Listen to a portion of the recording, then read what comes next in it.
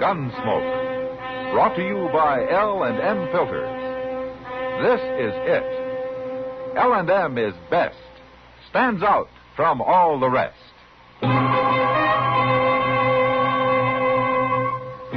Around Dodge City and in the territory on West, there's just one way to handle the killers and the spoilers, and that's with a U.S. Marshal and the smell of Gunsmoke.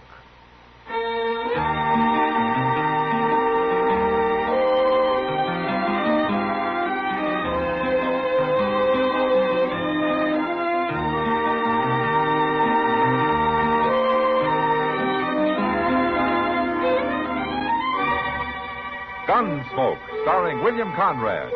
The transcribed story of the violence that moved west with young America. And the story of a man who moved with it.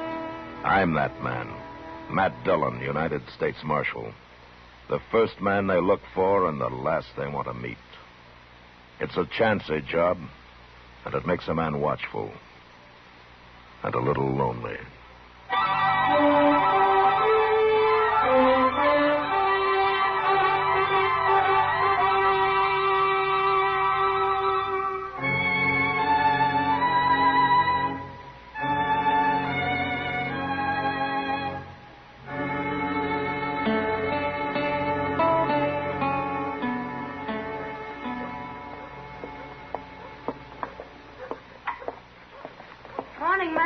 Well, hello, Kitty. What are you doing out so early?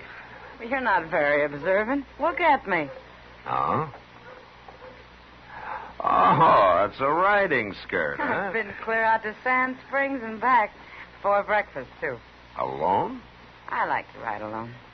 And, Matt, I jumped a herd of antelope. There must have been 100 of them. That was too bad you didn't have a gun. Shoot one of them, never. Well, I've seen you eat antelope often enough, Kitty. Oh, that's different. Well, you couldn't have packed one back anyway.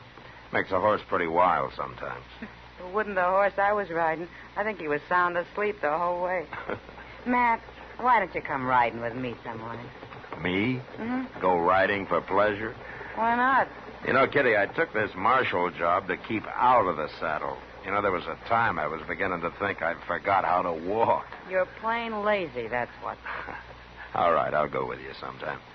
But I won't promise to leave all those antelope steaks running around loose out there.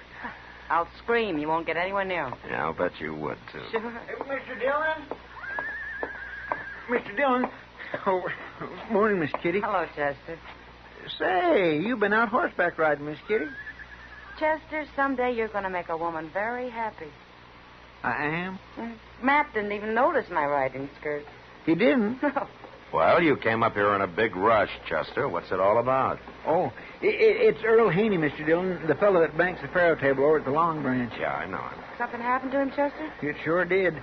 Sam Noonan went out back when he come to work this morning, and he found Haney laying there. Somebody's busted his head open. Is he dead? Not yet, but he don't look good, according to Sam. Well, is Doc there? No, sir. Doc went out to the Tewksbury Ranch. He left a note on his door saying he won't be back till afternoon. Sam come to the office and told me about it. You better go see him, Matt. Yeah.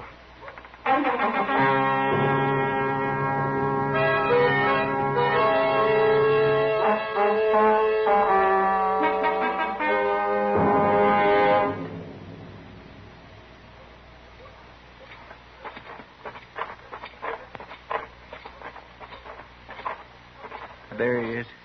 End of the alley, Mr. Dillon. Well, at least Sam put a blanket over him. Good thing you come, Marshal. Is he still alive, Sam? Oh, he's alive, but he ain't good. He comes to every once in a while, and then he passes out again. Yeah. He say anything about what happened? Well, I didn't try to make him talk, Marshal. You any idea what happened, sir? Oh, no. Last I saw of him was early this morning, about 4 o'clock. I left him counting the money at his faro table, alone. He's coming to, Mr. Dillon. He just moved. Yeah.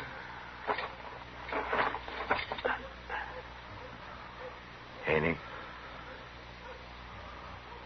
Haney, can you hear me? It's Marshal Dillon. Marshal? Yeah. Who did it, Haney? Who was it? Slugged me with this 6-gun kept hitting me. Who? Tall fella. He come in when I was alone. Took my gun. All the money. Well, what did he look like, Haney? Besides being tall. Real tall. Red hair. Look at there. He's passed out again. He keeps doing that, Marshal.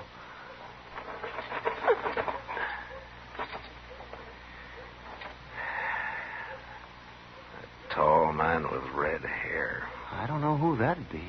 Jim Bostic's got red hair. Who? Bostic. I think I know him. Yeah, sure you do, Mr. Dillon.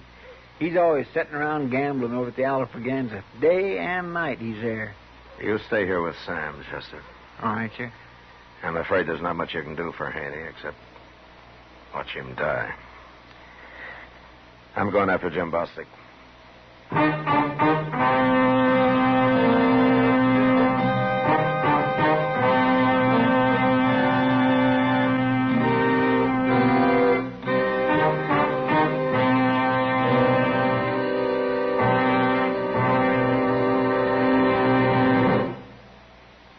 This is it, L&M Filters. It stands out from all the rest. Miracle tip, much more flavor. L&M's got everything. It's the best. Yes, filter tip smokers, L&M is best. Stands out from all the rest. L&M stands out for flavor. Flavor. Flavor. Flavor. The Miracle Tip draws easy. You enjoy all the taste. And notice how mild it is. L&M stands out for effective filtration. Filtration. Filtration. Filtration. No filter compares with L&M's pure white Miracle Tip for quality or effectiveness. L&M's got everything. L&M, light and mild. America's best filter tip cigarette.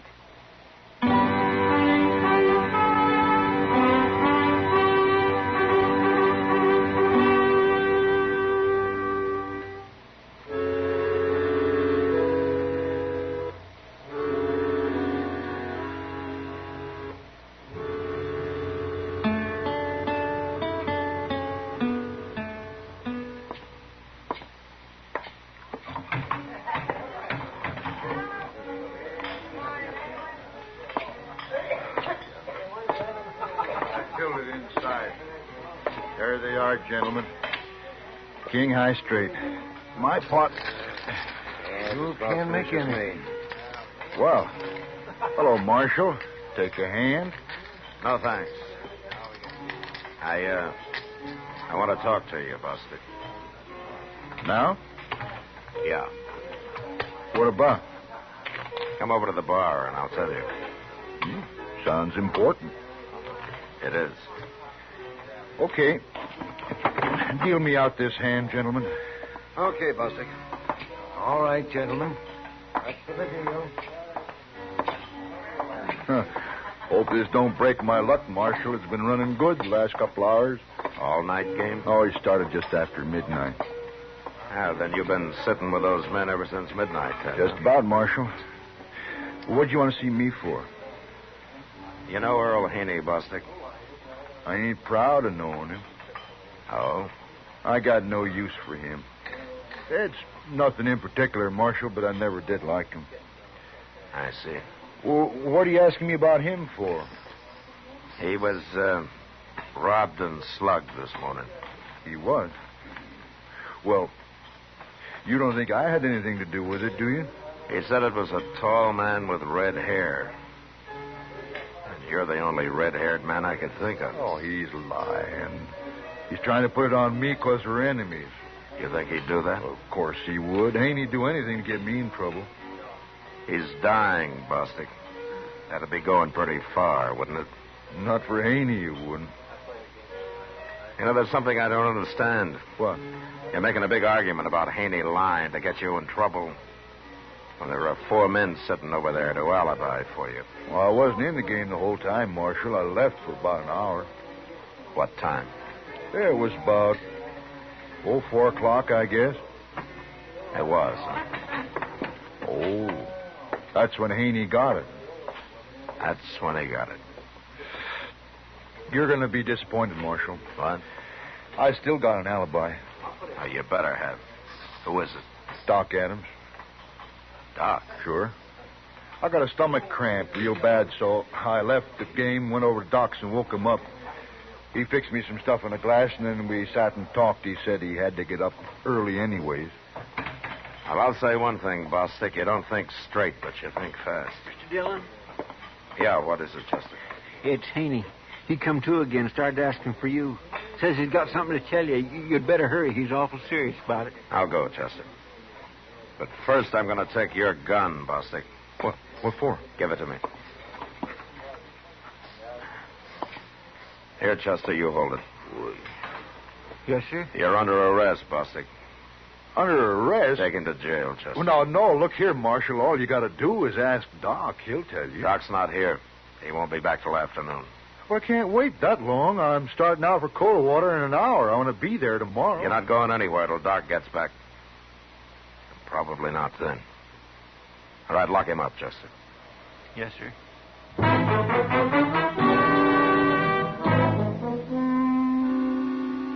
When I got back to the alley where Haney was lying, I found Sam had pulled the blanket up over his face. He'd come to for the last time. And whatever it was he wanted to tell me, I'd never know. Sam and I carried him inside. Then Sam sent for a wagon to take him out to Boot Hill. We had to wait for over an hour.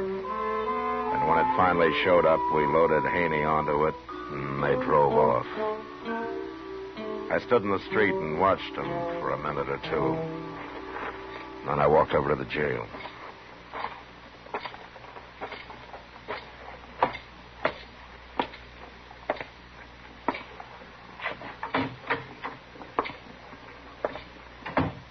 Hey, who's out there?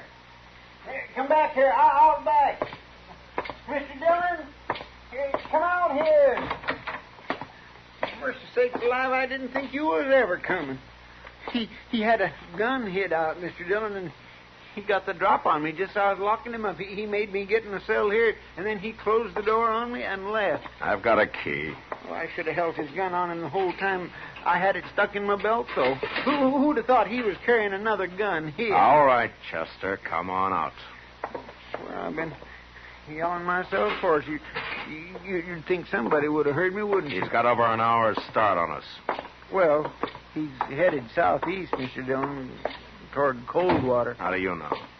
That's where he said he was going. Yeah, I know. I heard him. Yes, sir, but he told me again when he left. He said he knew you was going to be awful mad at him, but he'd planned to be in Coldwater tomorrow, and besides, it wouldn't make any difference once you talk to Doc. Well, he kind of decides things for himself, doesn't he? Well, he is a pretty independent fellow, Mr. Dillon, but Doc will be back in a couple hours, so there's nothing to worry about. Nothing to worry about. Well, I mean, as soon as Doc tells you Bostic was with him this morning, then he'll be clear, won't he? Bostic tried to use Doc for an alibi just to stall for time, Chester. But he didn't know Doc was out of town. You talk like you think he's innocent. Well, didn't Haney tell you he was only trying to get him in trouble? And he was dead when I got there. Oh. Well, me and Bostic was talking about it on the way over here, and we figured that's what he was going to say. I reminded him when he ran off, but he just wouldn't wait for you to come back. He said he'd had all he could stand to dodge, and he wanted to get out of here right now. Like I said, he's kindly independent. He didn't run because he's independent, Chester. He ran because he's guilty, the way any murderer would. While we're standing here jawing about it, he's out there covering miles. Oh, but a couple of hours won't make so much difference, Mr. Dillon. We can go after him if Doc says he was lying. We'll get started now. But if he didn't do it and we waste time chasing him, the real murderer will get away. I want Bostic, and I don't want any more talk about it. No man's going to break out of this jail and ride off like he owned the country. I'm going to get my horse and go after him before I get so mad I can't see the track. You can stay here and talk your head off if you want.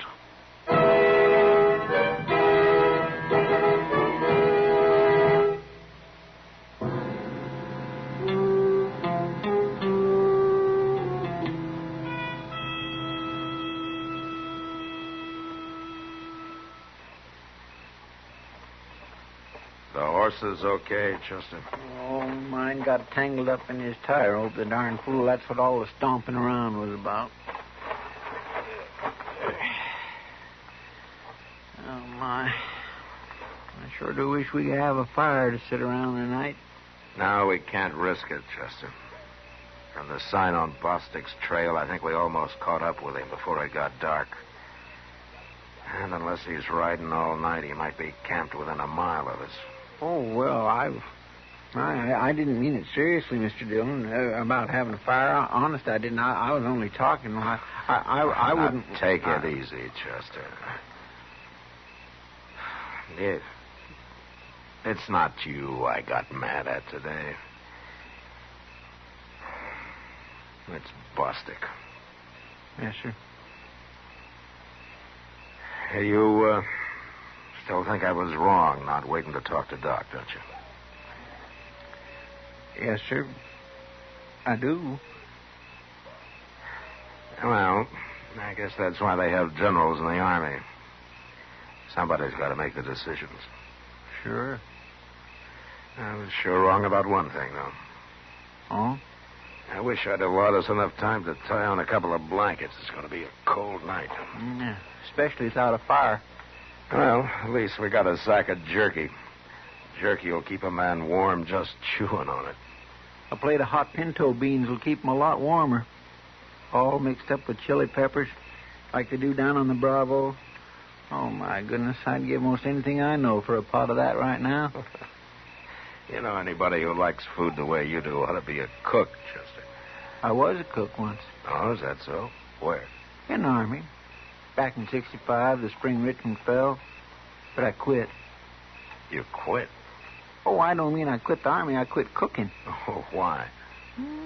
Supplies ran out. We had to take to foraging for our grub. It's a funny thing. You join the Army to be a soldier, and you wind up being a chicken thief. Well, I can think of a lot of men that wouldn't bother. Well, to tell you the truth, Mr. Dillon, stealing food come kind of easy to me. I didn't have no conscience at all about it. What's that? It's not one of our horses. It's too far off. Well, that's closer. He's coming this way. There's one of ours answering him. Listen.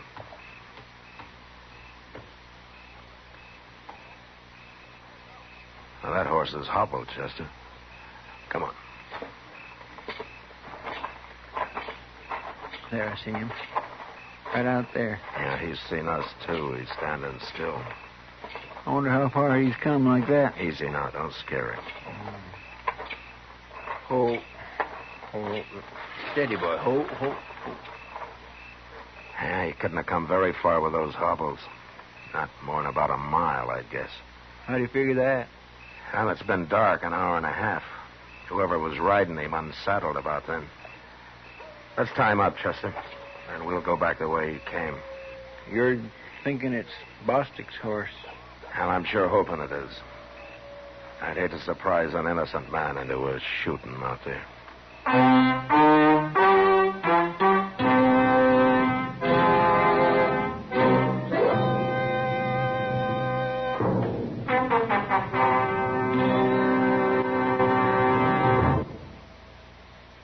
L&M is best. Stands out from all the rest. L&M's got everything. Everything? Everything. Best flavor? L&M stands out for flavor. The miracle tip draws easy. Lets you enjoy all the taste. Best filter? L&M stands out for effective filtration. No filter compares with L&M's pure white miracle tip for quality or effectiveness. Best tobacco? Highest quality tobaccos. Low nicotine tobaccos. L&M tobaccos. Light and mild. Every way, L&M is best. Stands out from all the rest. How easy they draw. How mild they are. L&M's got everything. King size or regular, L&M is America's best filter tip cigarette.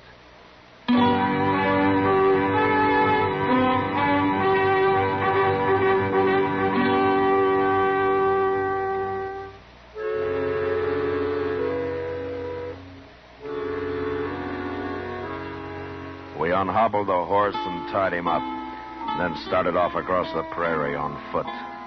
A man makes less noise than a horse.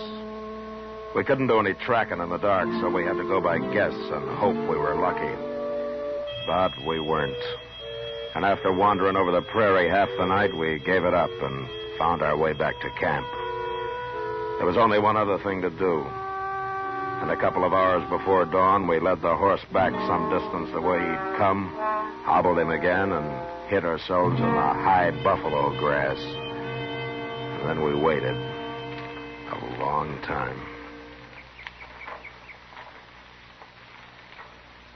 What if that horse starts back for our camp, Mr. Dillon? Then we're in trouble, Chester. Well, anyway, this beats stumbling around in the dark. I like to broke my neck a couple times last night. And I was hoping we'd be lucky. If we'd found him asleep, we could have taken him without a fight. And doggone him. He probably slept the whole night, all cozied up in a blanket, too. Quiet, Chester. Yeah. Well, that's him. He's whistling for his horse. Well, he's wasting his breath. That horse isn't going to move. How are we going to take him? You stay on your belly. I'll stand up first. Quiet now. You danged animal. How'd you get so far from camp? I'll tie you up next time. Hold still now. I get these hobbles off here. Stay down now, Chester. All right, throw him up, Bostic. They're up.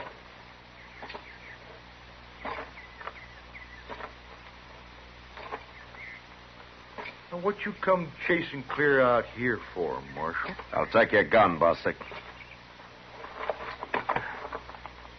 Okay, Chester. Chester here, too? Is that why you come after me? I didn't do him no harm, Marshal. Oh, Bostic. I didn't hurt you one bit.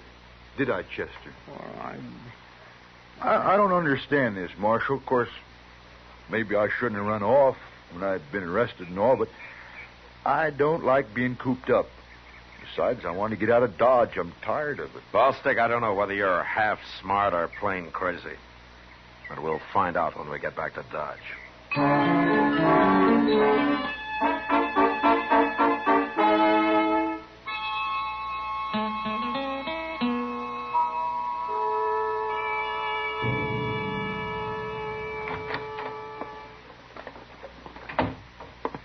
Doc will be down in a minute, Mr. Dillon. He's finishing up an autopsy. An autopsy on who?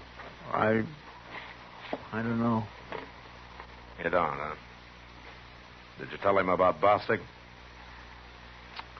Yes, sir. Well, what did he say?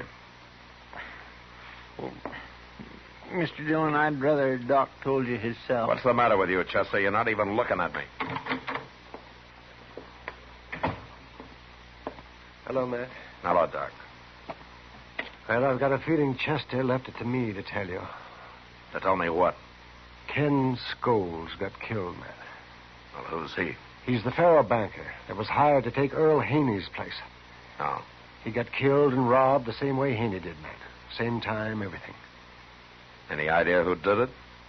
He didn't live as long as they tell me Haney did, but Sam got a few words out of him. He said the bandit came up behind him, so he never saw his face. But before he hit him, he started bragging about how he hadn't planned to push his luck again. But with you out of town, it was easy. He said he was riding off right away and never coming back.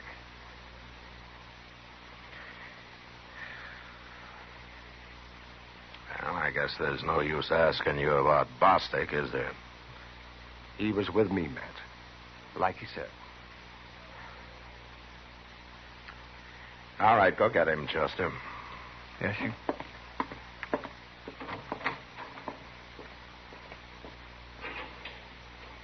Now, Matt. It's okay, Doc.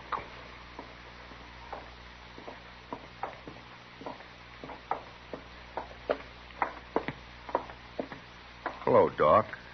How are you? I'm fine, Bostic. I'm fine.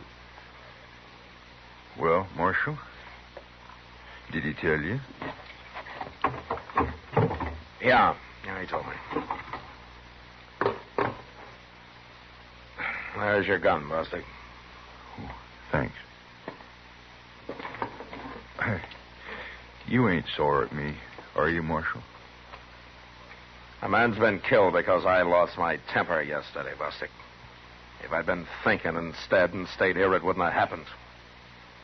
That's bad. That's real bad. Yeah. Marshal, you ever get to Coldwater, I'd like to buy you a drink. You would? Anybody can make a mistake. But it's a rare man that don't try to weasel out of it when he does. Well, I'll be going now.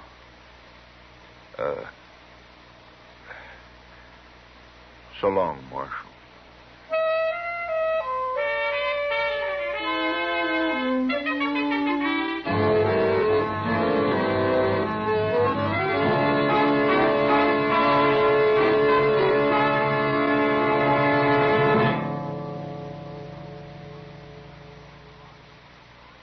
And now our star, William Conrad. Thank you, George.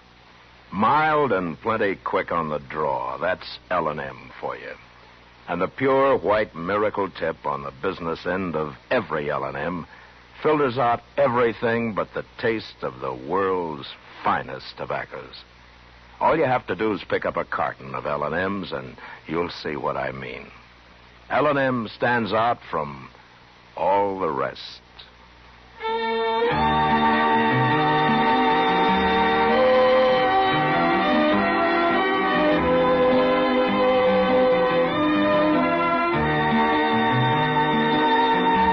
Gunsmoke, produced and directed by Norman Macdonnell, stars William Conrad as Matt Dillon, U.S. Marshal. Our story was specially written for Gunsmoke by John Meston, with music composed and conducted by Rex Corey. Sound patterns by Tom Hanley and Ray Kemper. Featured in the cast were John Daner, Luke Krugman, and James Nusser. Harley Bear is Chester, Howard McNear is Doc, and Georgia Ellis is Kitty.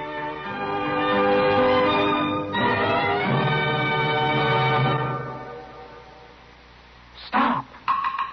Start smoking with a smile with Chesterfield. Smiling all the while with Chesterfield. Put a smile in your smoking, just give 'em a try. Light up a Chesterfield, they satisfy. Put a smile in your smoking. Buy Chesterfield. So smooth, so satisfying. Chesterfield.